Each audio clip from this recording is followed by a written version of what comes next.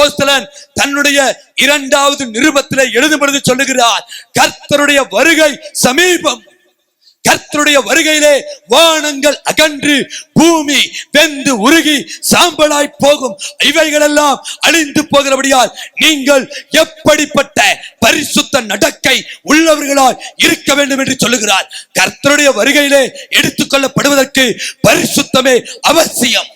கரை திரை முதலானவைகள் இல்லாமல் பரிசுத்தத்திலே முன்னேறி மேன்மையான பரிசுத்த ஜீவியத்தை அடைந்து கர்த்தருடைய வருகையிலே எடுத்துக்கொள்ளப்படுவதுதான் சபைக்கு முதன்மை நோக்கமாயிருக்க வேண்டும்.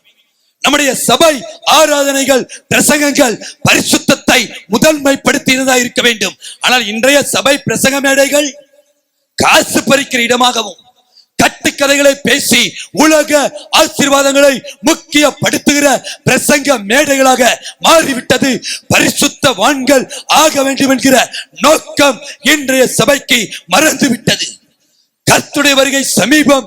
சபையே பரிசுத்தத்தை நாடு, பரிசுத்தத்தை நேசி, பரிசுத்தத்தை மேன்மை பாராட்டு, பரிசுத்தத்திற்காக வைராக்கியம் கொள். கர்த்தருடைய வருகை சமீபம்.